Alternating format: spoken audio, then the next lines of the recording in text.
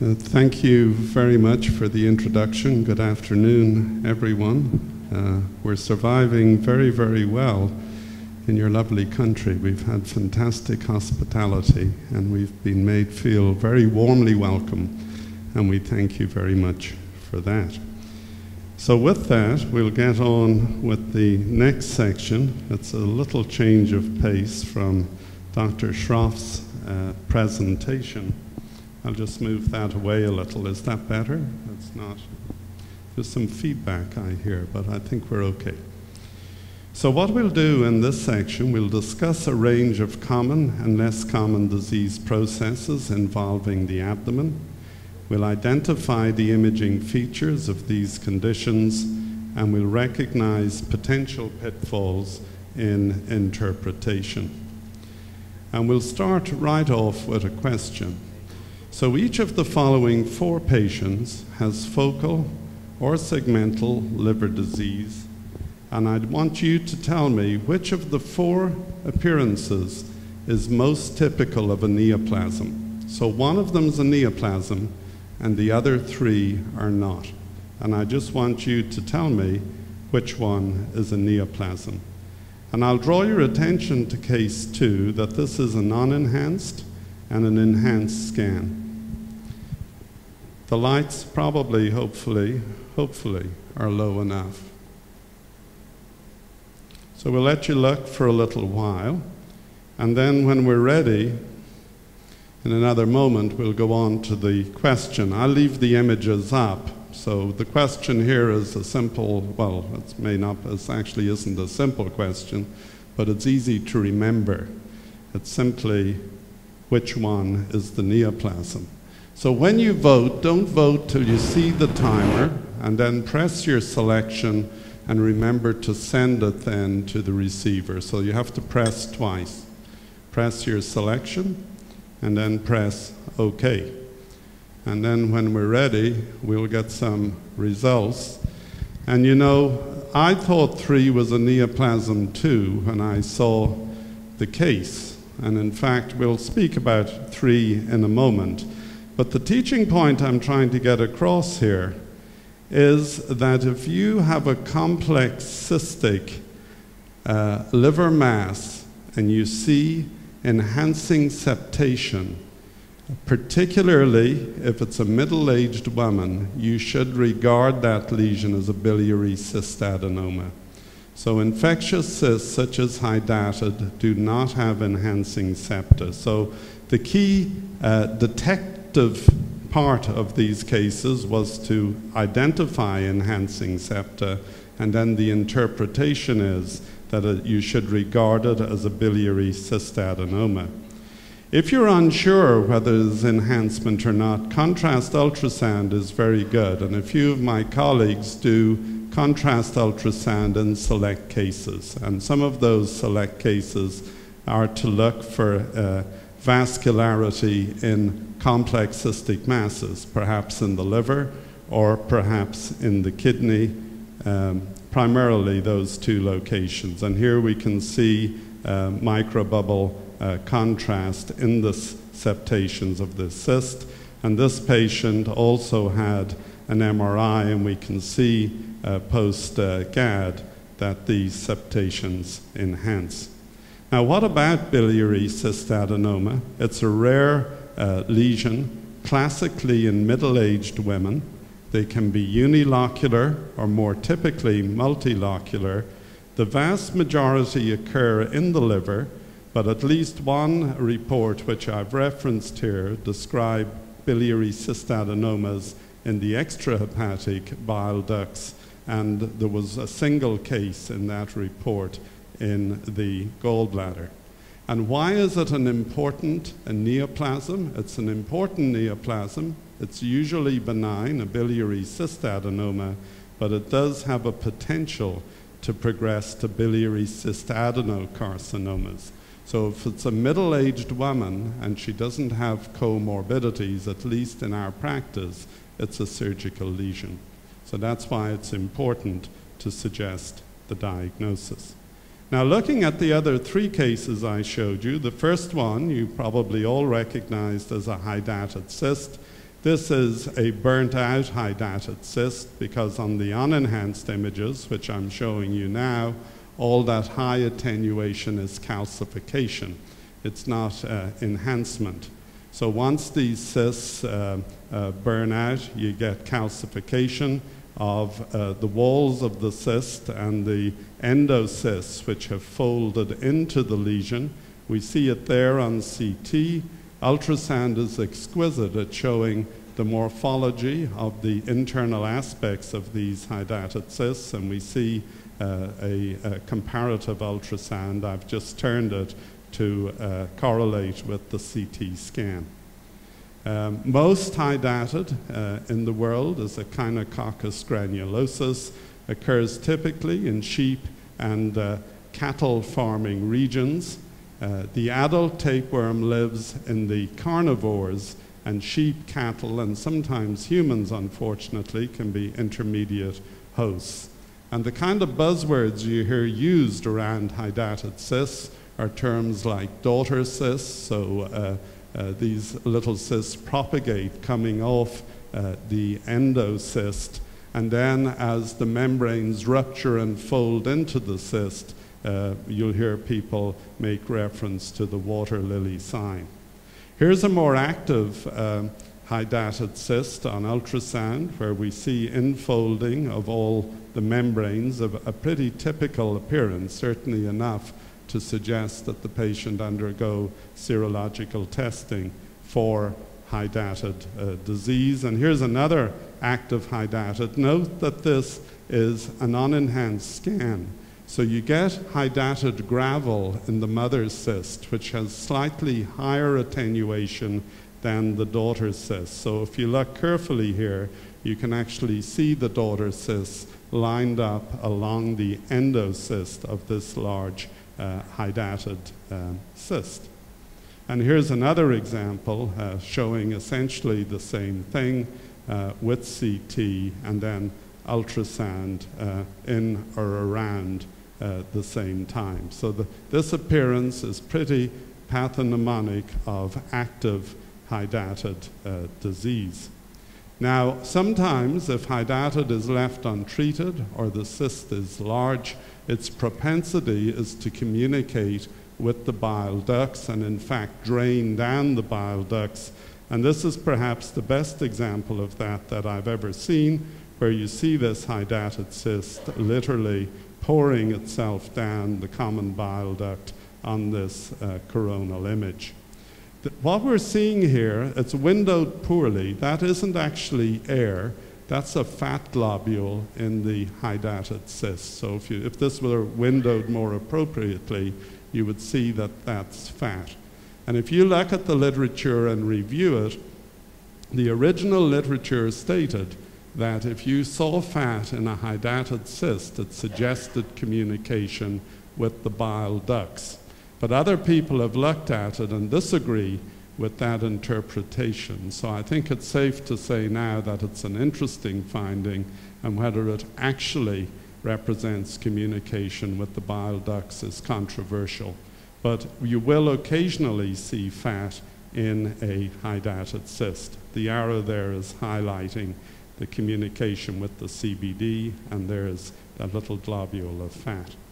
Now, this was the case when I first saw it. I'm not showing you the whole case. That's pretty representative of the liver lesion on CT and on ultrasound. And note that it's not entirely confined to the liver. There's actually a low attenuation extrahepatic component. And the other feature of this patient's imaging was necrotic or low attenuation periportal lymphadenopathy. So we all know low attenuation lymphadenopathy should make you think of tuberculosis, but I personally had never seen tuberculosis in the liver look like this. I thought this was probably some type of mucinous cholangiocarcinoma that had spread metastatically outside the liver, and that the low attenuation lymphadenopathy was mucinous. So what we suggested was a biopsy, and the lesion was biopsied and came back negative for malignancy, and no diagnosis was made. and the patient just continued on, wasn't particularly well for about 3 weeks or a month, and then was re-imaged, and things had progressed a little bit. And then on the re-biopsy, caseating granulomas were seen, and then the penny dropped, and ZN stains were performed. And this is focal hepatic tuberculosis and also extrahepatic spread, usually associated with active pulmonary or miliary tuberculosis, and is hematogenous, usually spread to the liver via the hepatic artery or portal vein. And if it's focal like this, it's more typical of portal venous spread, often from the bowel. And the main thing is to consider the diagnosis, so that when you do a biopsy, you actually include the possibility of tuberculosis in your differential diagnosis, and again, to make the pathology and microbiology aware that tuberculosis is a possibility. And then the final case that I showed you is a case of recurrent pyogenic cholangiohepatitis. So what you have to realize is that all that low attenuation are massively dilated intrahepatic bile ducts, and that there's marked loss of parenchyma. Remember, we talked about that in the right upper quadrant talk, that one of the hallmarks of RPC, or recurrent pyogenic cholangiohepatitis, is liver atrophy. And I showed you some nice examples of the ducts migrating to the liver surface. Sometimes the ducts just become patulous, as in this case. And the key to imaging these patients, remember I told you the stones were soft and putty-like. Surgeons just crush them. So they don't have a very high attenuation. So you need a non-enhanced scan, because this high attenuation in the ducts isn't enhancing tumor, it's actually their intrahepatic biliary stones. So this is very typical of RPC. We see the stones highlighted there with the asterisks. Just again to remind you, common in Asia, probably associated with the liver fluke Clonorchus sinensis, soft stones. And remember, these are the typical segments, segments 2 and 3 of the left lobe of the liver. And remember that associated segmental atrophy, and the definitive treatment is surgical. So now, pick up your buzzers again. I'm going to show you a couple of images. And this is a 65-year-old man who presented for the first time with loss of appetite and early satiety. So he just couldn't eat like he used to. He'd take a few mouthfuls and feel full. And I want you to tell me if you think the diagnosis is annular pancreas, groove pancreatitis, ductal adenocarcinoma of the pancreas, or peptic ulcer disease. Okay, so we have images up on all the workstations. So please leave the images on the two sides. No, leave the images up, please. Leave the images up for a moment. Maybe if you can do that. No, you're gone on to, that's okay. So look, so this was a fixed finding on the upper GI. And what the endoscopist is doing there is looking down the duodenum at this area.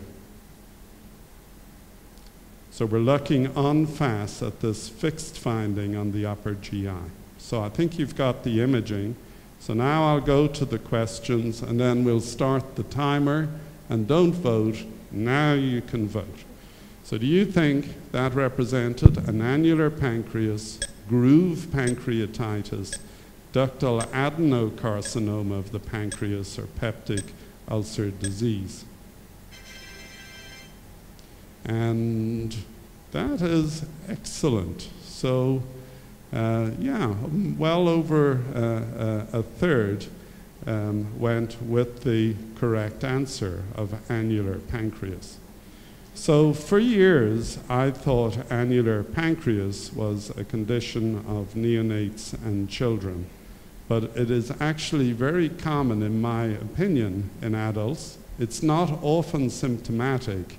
But if you look carefully, you will see pancreatic tissue completely surrounding the duodenum. It's not quite an everyday finding, but at least in my practice, admittedly I just read abdomen, I probably see a case about once every 2 to 3 months. And here's the CT scan on that patient. Keep your eye on that contrast-filled duodenum, and we're going to scroll down, scroll down, scroll down, and when we get to about there, you can see that pancreatic duct that's lateral to the duodenum, and then there's a full waste of pancreatic tissue around the duodenum. And why patients just suddenly become symptomatic, I don't know. I don't know if they've had a change in weight and the noose tightens or what exactly is happening. Here's another nice example. This one was within a couple of months of that first case that I showed you. And here's another patient who was symptomatic and first had an upper GI, and we can see that fixed extrinsic band around the second portion of the duodenum, and then the CT showing the duct again lateral to the duodenum and a full waste of pancreatic tissue. We're all doing okay, everybody's still awake, so that will bring us to this case. Each of the following 4 patients presented with abdominal pain, and I want you to tell me which of the CT appearances is most typical of autoimmune pancreatitis. So I'm going to show you 4 pancreases. Pick out the one that you believe is most typical of autoimmune pancreatitis. So we'll give you just a few minutes. Well, we actually won't give you a few minutes. We'll give you maybe 30 seconds to look. And then when you're ready, maybe we'll go on and at least set up the question for voting. The images are still up on the middle, so you can still see the images. And the question is, which of the 4 is most typical of autoimmune pancreatitis? Don't vote yet, but now you can start voting. Remember, select your choice, and then you need to send it to the receiver. So 2 clicks. Select your choice, and then send your message, and then we will see what you think. Ooh, and that is, that actually is not so good. You selected C, or 3, when in fact the correct answer is 2. And we'll discuss number 3 in a moment. So let's look at number 2. So what is autoimmune pancreatitis? Well, it's a chronic pancreatitis of autoimmune mechanism.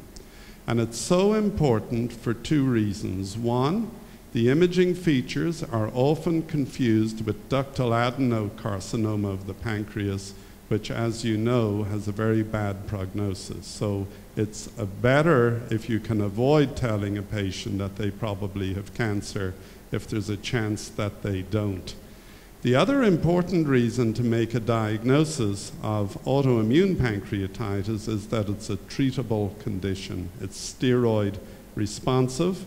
And a good clue, and you've heard this repeatedly, I think, from all of us, is clinical correlation. So no matter what part of the body you're imaging, try and find out about your patient. And the thing about autoimmune pancreatitis is it often is present with other autoimmune conditions. So Sjogren's, sclerosing cholangitis, PBC, ulcerative colitis, retroperitoneal fibrosis, and so on. And the pancreatic involvement can be focal or diffuse. I think of it a little bit like sclerosing cholangitis of the pancreatic duct. The whole duct can be involved, or there can be skip lesions. And when it was first recognized, around about 1992, 93, 94, it was called non-alcoholic duct sclerosing pancreatitis. And once you considered the diagnosis, most patients with the condition have elevated IgG4 levels. Not all patients. There's now a subset recognized where the IgG4 levels are normal, but the IgG4 levels will be elevated in the majority of patients. And this is a nice review paper. It's the AJR 2008, and in that paper, the findings were described, and the typical findings were diffusely decreased enhancement and attenuation on CT, hypoechoic on ultrasound, and the most specific finding was a low attenuation capsule-like rim that, if present, had a very high specificity. The downside is it's only present in about 1/3 of patients. And then you can look for other findings in the abdomen of autoimmune disease. So look for autoimmune cholangitis. It looks just like primary sclerosing cholangitis. That actually isn't quite true. Some people have compared the two, and there are slight differences. Autoimmune cholangitis tends to extend more around the biliary bifurcation. You can get gallbladder wall thickening with autoimmune pancreatitis. You can get retroperitoneal fibrosis, which is another autoimmune condition. And then you can also get focal segmental low attenuation in the kidneys, which is focal interstitial nephritis. So if you're starting to think about autoimmune pancreatitis, have a look around. So this is the correct answer, in my opinion, because it has that low attenuation rim, which is very specific if present. Now, some of you are going to say to me, well, hang on, you said that it was duct sclerosing, so non-alcoholic duct sclerosing, and we see a little bit of a dilated duct there, but that's because the entire duct isn't involved, it's skipping. And then where we have a little involvement here, you get a little dilation in a more normal duct just above that. And then when you see this, you'd start looking around at other things. So this is a different patient now. There was a concern here about pancreatic cancer. Somebody at a facility had done an ultrasound, saw an enlarged hypoechoic abnormal pancreas, and were concerned that the patient had pancreatic cancer, which is completely reasonable. I'd be concerned too. And the patient was sent to a hepatobiliary surgeon, and the history said possible pancreatic cancer for staging. And the pancreas is abnormal. It's sausage-shaped. It's low in attenuation. We don't see a pancreatic duct. But look at the bile duct here. There's cholangitis. So once you see that pancreas with that biliary involvement, the penny should drop immediately. Hang on, maybe this is autoimmune pancreatitis. And this is a particularly nice case because if you look at the origin of the IMA here, you can also see early retroperitoneal fibrosis. Here's another example who came for ultrasound at our place, and we can see a bulky hypoechoic pancreas. Again, there's a concern about some infiltrative process. This patient went on to CT. You can see how similar this pancreas is to the last pancreas, but look at the kidneys. You see these wedge-shaped low attenuation areas in the kidneys.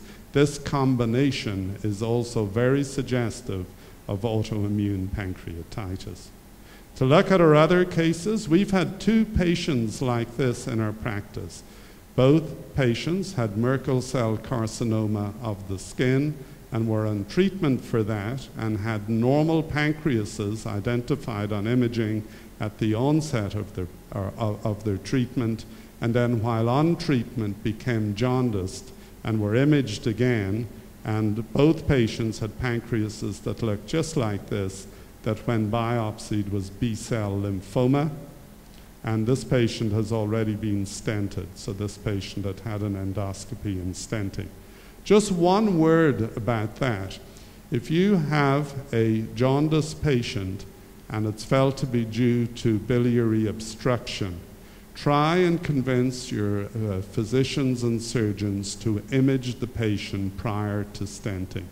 So if you're going to do a CT scan, because you'll be able to give them much more information if the patient is imaged before the stent is placed. You'll be able to determine the exact site of biliary obstruction, and if there is thickening of the duct at that level, it's probably tumorous thickening, at least if the onset is recent. I guess theoretically there could be a benign stricture.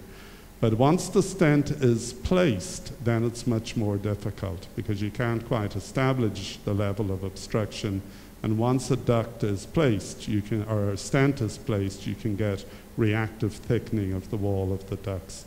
And this is a very rare tumor, but I've seen a couple of them. And this isn't chronic calcific pancreatitis, and it isn't for two reasons. The pancreas is enlarged rather than atrophic, and the duct is not visible rather than dilated and beaded. So this is diffuse, infiltrating, non-functioning neuroendocrine tumor of the pancreas. So you might see, if you do lots of abdominal imaging, you might see one case of this in your career. There's a very nice case report here in radiology case reports in 2008. So it's just something, burn that one into the back of your mind, and when it comes along, you'll hit a home run. So non-functioning, diffuse non-functioning neuroendocrine tumor of the pancreas. And then the final case was a young guy who came into the emergency room about 5 a.m. with severe abdominal pain, and everybody appreciated that peripancreatic inflammation and acute pancreatitis was diagnosed. His amylase, etc., were also elevated, so it wasn't a difficult diagnosis.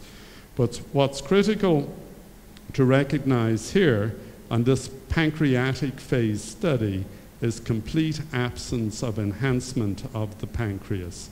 So this entire pancreas is almost certainly necrotic, which is a very, very poor prognostic indicator. So this patient wasn't that ill as he came into the emergency room, but crashed about 8 hours following admission and was in intensive care for over 4 months. He ultimately survived. And I don't actually use a staging system for acute pancreatitis, but I'm aware to look for and try and quantify necrosis. It isn't always as easy as it sounds. There's a Balthasar imaging staging system that puts a lot of emphasis on necrosis. And then I describe inflammatory change and discrete fluid collections, and I try and count the fluid collections, and then I do look for local vascular complications, so venous thrombosis or little pseudoaneurysms or active hemorrhage. But I don't give any kind of a staging in my report, but I do describe the pertinent findings that would allow you attempt to stage the pancreatitis depending on what staging system you're using. Now this is a 28-year-old man. We'll get away from the abdomen. I also do a bit of small parts ultrasound, and he has right arm pain, and I want you to tell me what the most likely diagnosis is. So it's going to be an axial ultrasound image through the mid-upper arm, right there, looking at the neurovascular bundle. And I want you to tell me, is this venous thrombosis in a duplicated brachial vein? Is it an intramuscular hematoma? Is it lymphoma? Or is it a foreign body? I'll let you advance the images and I'll leave the questions up. So do you want to, can you advance this, please? That way everyone can see the images in question. I think it's easier that way. So is it venous thrombosis in a duplicated brachial vein? Is it an intramuscular hematoma? Is it lymphoma or a foreign body? And then you could go maybe to the question, please, and I'll go to the image.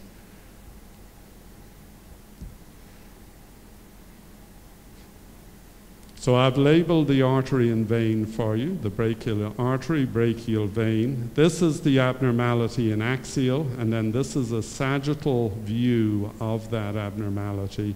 And then the question is here, and now we'll start the counter maybe, or maybe not. We will in a moment.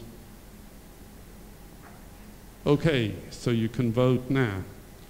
So venous thrombosis in a duplicated brachial vein, an intramuscular hematoma, lymphoma, or foreign body.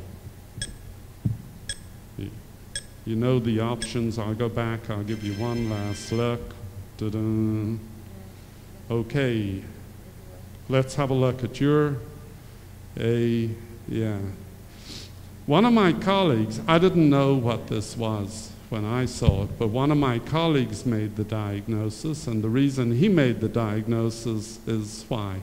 He had seen one case previously. So now all of you have seen a case. So what this is actually lymphoma. I know.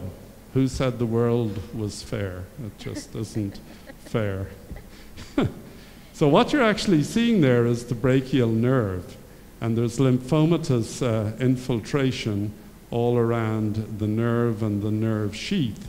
And if you look at a gallium scan on this patient, this is an older case, so gallium was done, you can see activity along many of the peripheral nerves down the arm and leg.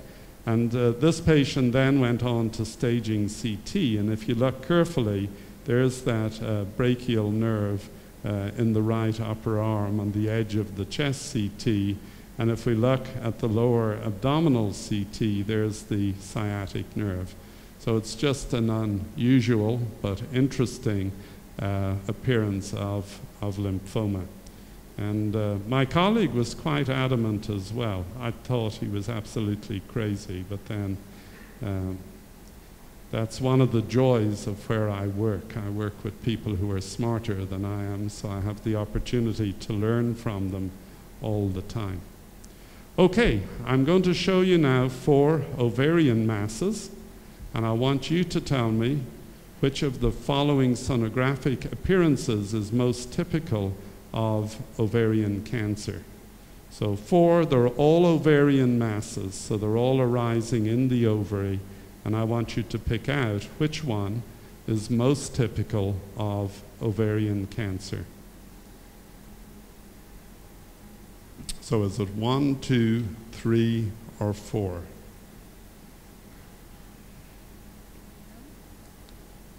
I'll leave the images up in the middle, and then we'll go to the question.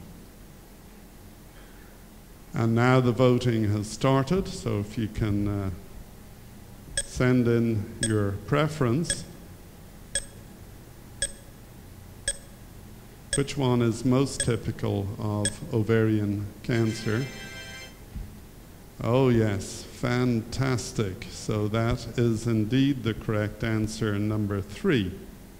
And this was an interesting case. This woman was about 48 or 49 years of age, and she presented with deep vein thrombosis in her right leg. Unfortunately, the thrombosis was so extensive that the ultrasound technologist said, well, I best try and see if it goes up into the iliac vein. And once she was doing that, she recognized that there was something in the right adnexa. And then here on this internal ultrasound, we see a very worrisome morphology of a complex ovarian cyst with a large solid component. And we've turned up the gains there to try and demonstrate particles within the cystic component. And not only did our technologist do all that, but she looked around the pelvis a little bit, and this shows how sensitive ultrasound is for identifying free fluid. So she identified this small amount of free fluid in the pelvis, but not only does ultrasound identify the fluid, it characterizes it. And when you look here, you see that this fluid is particulate fluid, and that's a very bad combination in an asymptomatic ovarian mass. I know there's a DVT, but I'm talking about terms of pelvic pain. And then there's also hypoechoic seeding here on the serosal surface of these small bowel loops in the pelvis. So just at this one sitting, for a leg Doppler, this patient is diagnosed with probable ovarian cancer and early peritoneal seeding in the pelvis. So that's excellent. Hopefully you'll remember this. I actually showed you this image at some point over the last couple of days. This is a maturing hemorrhagic ovarian cyst with retractile blood clot. And remember, if you're confused by these, Doppler can help to show that that solid component is not vascular. And in general, this is a solid ovarian mass, and in general you should consider all solid ovarian masses as being malignant. But there's one exception, and that's the fibroma or fibrothecoma. And fortunately for us, it's the solid mass that has a signature sonographic appearance of being very, very hypoechoic. Sometimes they're uniformly hypoechoic. They look cystic, in fact, but instead of through transmission of sound, you get attenuation of sound. So if you look here, see how this solid ovarian mass is causing attenuation of sound coming from that very hypoechoic component. Here's another example. This mass is so hypoechoic, it looks cystic. But if you look behind it, rather than through transmission, it's attenuating sound. So you see a mass like that in the ovary, think fibroma or fibrothecoma. And this, of course, is an unusual appearance of a dermoid cyst or mature teratoma. And these are desquamative keratin spherules. So at body temperature, the fat in a dermoid cyst is a little bit like oil.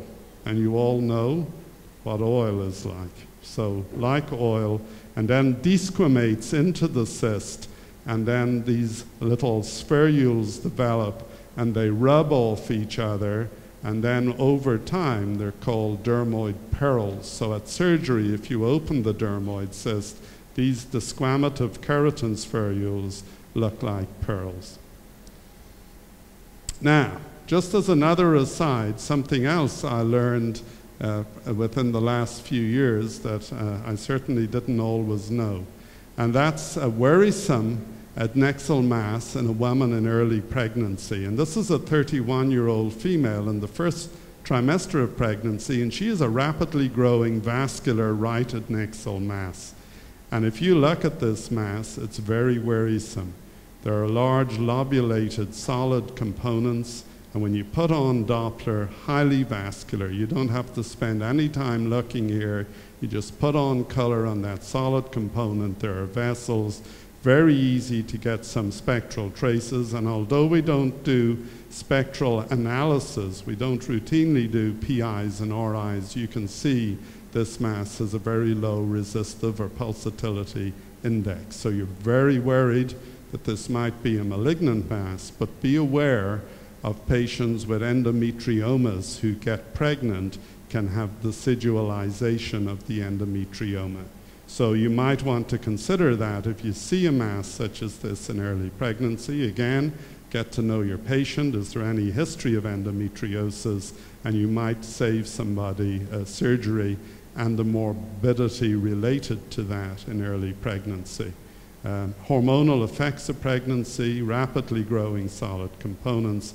And there's one case report of a patient who had a mass with this appearance, who had a spontaneous abortion, and the appearance regressed to that of a very standard and run-of-the-mill endometrioma within 6 weeks of the spontaneous abortion. So that's obviously very highly sensitive to the hormonal effects of pregnancy.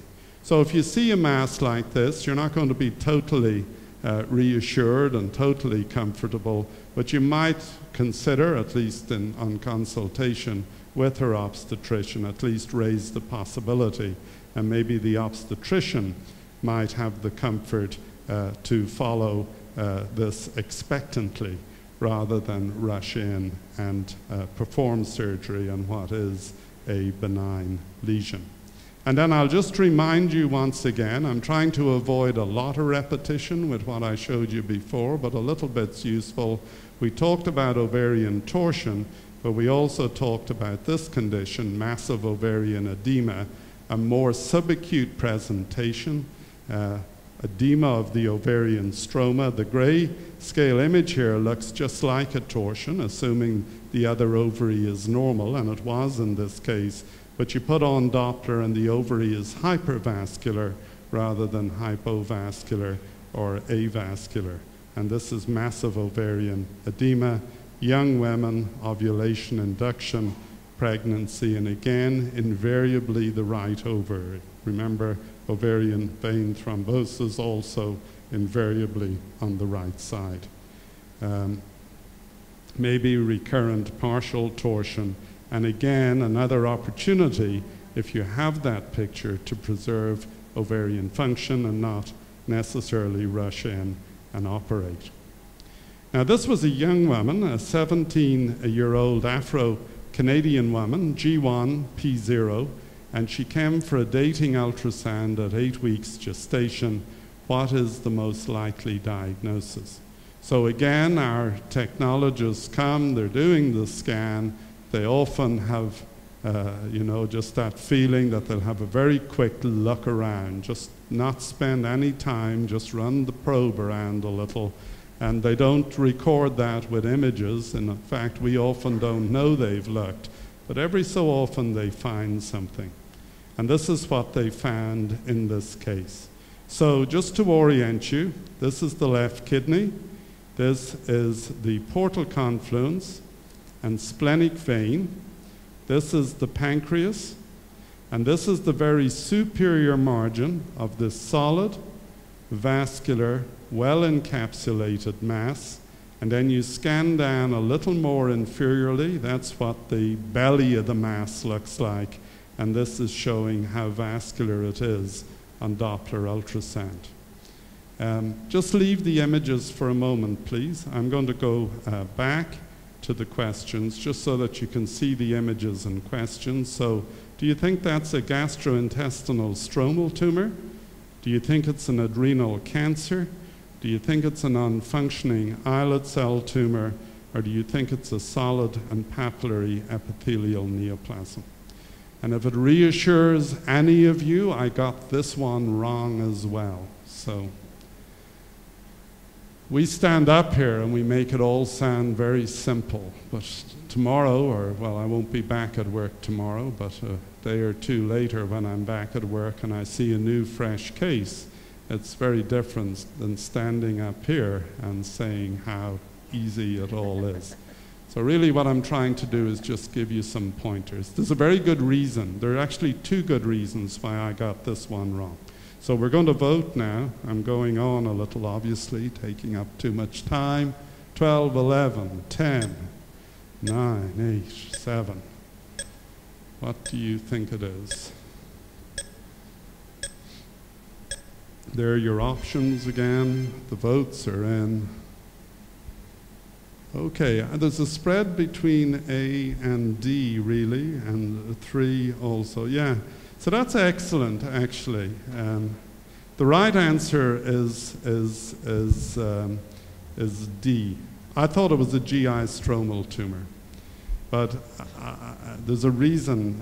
I'll go into it just in a moment. It actually reinforces a point you've been hearing over and over. So there's the mass. We discussed the findings. If you think a tumor is a GI stromal tumor, at least the surgeons in our practice prefer it not to be biopsied. They'd rather go in and just take out a GI stromal tumor. So this, because I was wrong, this young woman, the surgeon said, no, I'd rather not biopsy a GI stromal tumor. Is there anything else we can do? And then, of course, there was a lot of discussion, maybe wait, 4 or 5 weeks, get into that second trimester. And she ended up having a non-enhanced MRI, which I think added something, because one of my colleagues interpreted this and felt they saw a feeding vessel or two coming from the pancreas. And then the surgeon got more confidence, and it was biopsied, and it was a SPEN. So that's how it played out. The reason I got it a little wrong, when I first started working in a teaching hospital about 20 years ago, I was a very obsessive supervisor of trainees. So I would say to someone, do you want to go and look for that appendix? And before they could even get in the room, I'd have run around the other way and I'd already be scanning in the room before they arrived. So I've tried very hard to sit back. And when we do ultrasound and the technologists are scanning, we have monitors in the room. And I was working with a very good fellow this day, and we had watched the technologist. You glance up, just you're somehow aware of what's happening. We had watched the technologist scan this, and we had even discussed the case before the technologist came to check the images with us. And I had said, well, go in, have a look, see if you think it's coming from the stomach, from the kidney, from the spleen, from the pancreas, etc., etc. And I never went in myself to see the patient. So I honestly believe had I gone in, I might have done better on the case. But it goes back to that thing of getting the clinical history. A little bit about SPENs. They're rare. They're 2% of pancreatic lesions, young non-Caucasian women, asymptomatic, vague, great prognosis with surgery, and about 15% will show malignant behavior. So I've seen liver metastasis from about 5 SPENs in my career, but they do well. So the primary lesion is resected and the liver mets never really seem to develop into much, and I've seen one case where they actually regressed and went away. So that's SPEN. Do you know about grandmother, mother, and daughter cystic neoplasms of the pancreas? This is the daughter cystic neoplasm.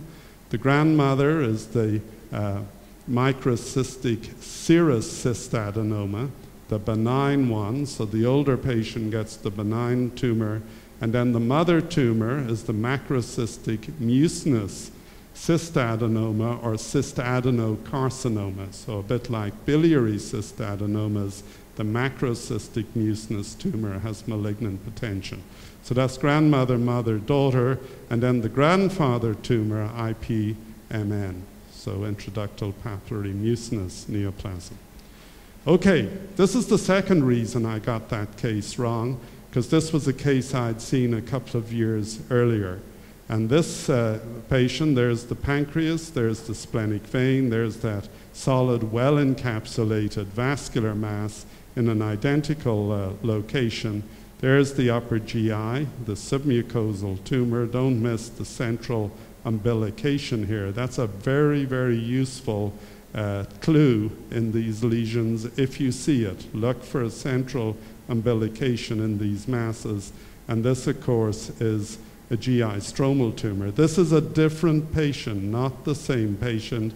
You can see this intact mucosa over this solid, mildly enhancing mass. You can even see the umbilication, that little breach in the mucosa, and this is what they look like on endoscopy.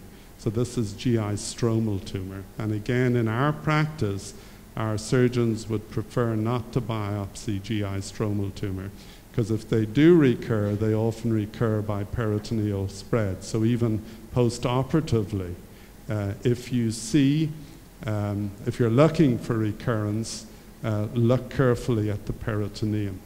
Angela Clare-Levy at AFIP also says, if you see lymphadenopathy, it's not a GI stromal tumor.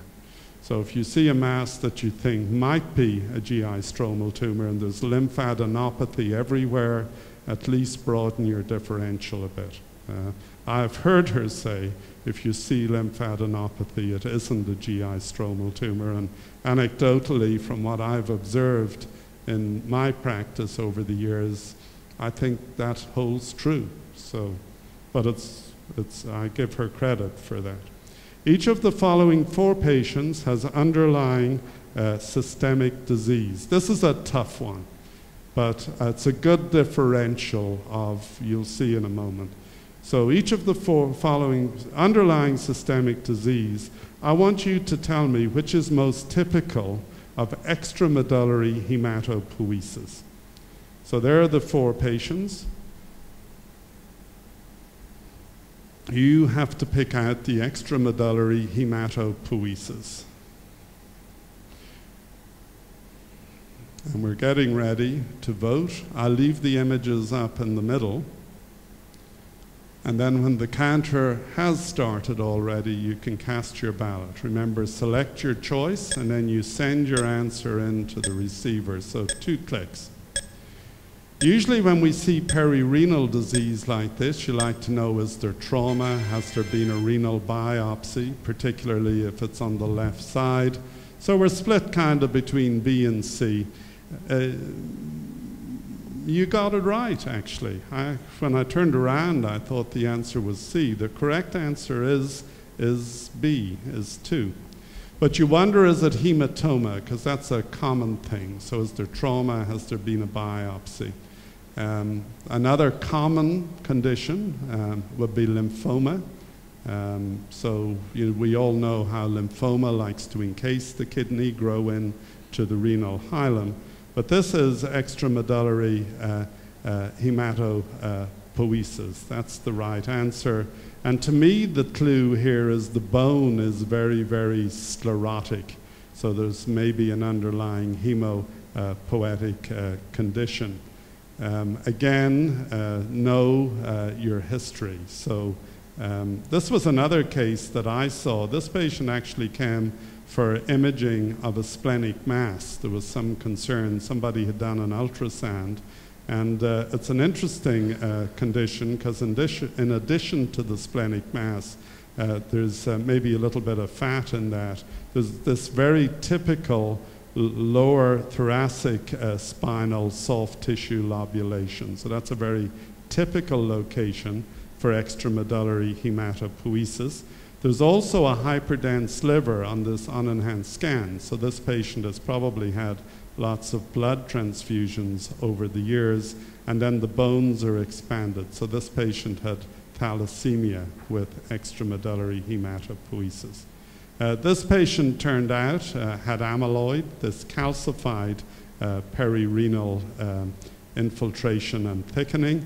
Amyloid, protein produced by bone marrow deposited in any tissue, heart, kidneys, tongue, nerves, intestines, primary, kidney, spleen, liver, lymph nodes, secondary, and then there's also a hereditary form.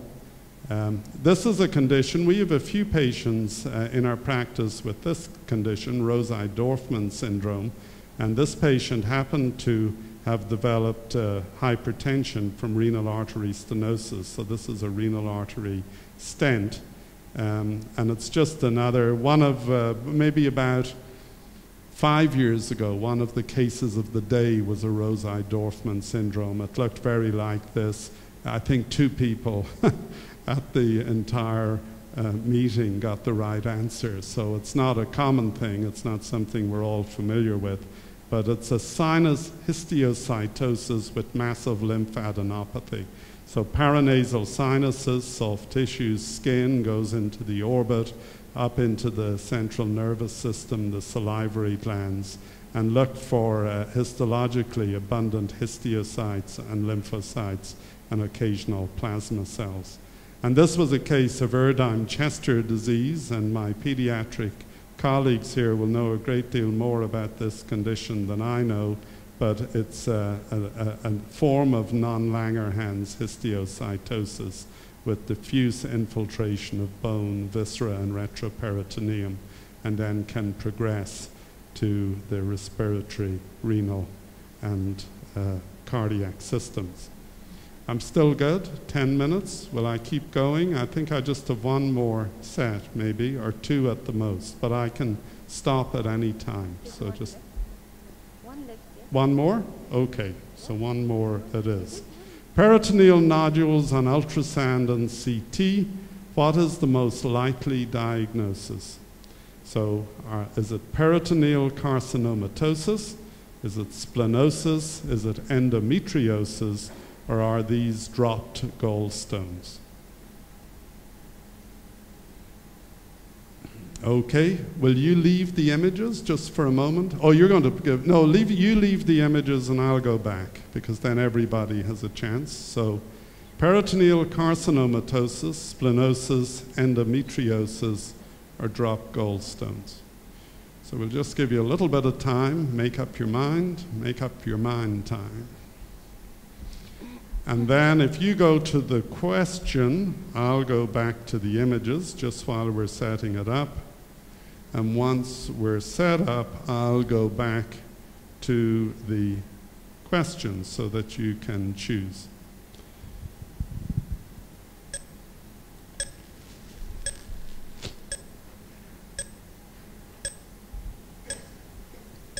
You will have earned your break.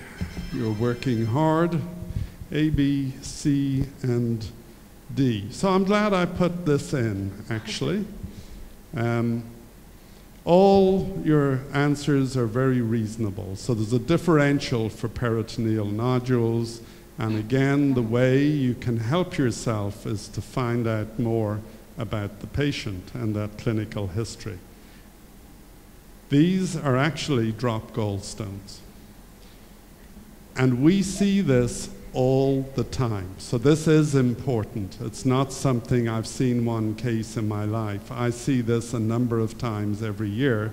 And the reason we see it now is that most gallbladders are removed laparoscopically. Often they're removed when there's acute inflammation. Often they're challenging surgeries, and often there's loss of some stones into the peritoneal cavity. The surgeon tries to retrieve them, but may not be successful at retrieving them all. And if they're not retrieved, they act as a nidus for infection. And you get a little, actually sometimes you can get a big abscess around them, but sometimes it's just a little granulation. So look for the cholecystectomy clips. And then the next thing you should look at is the surgical report if it was performed in your hospital. I find surgeons to be very straightforward, upfront, honest people. So if it's a difficult cholecystectomy, they will tell you that in the report, and they will tell you that they dropped the stones, and then they will tell you that they retrieved them. Or they might say we had difficulty retrieving all the stones, but at least they'll give you enough information to glean that it was difficult. So laparoscopic surgery. Look carefully at that little low attenuation area. It won't project for you now, but often you'll see a little high attenuation in it, often. You don't have to, but often you will. And on the ultrasound here, you can actually see the stone. So you can see a faceted stone there, and here you can see probably on both images posterior shadowing.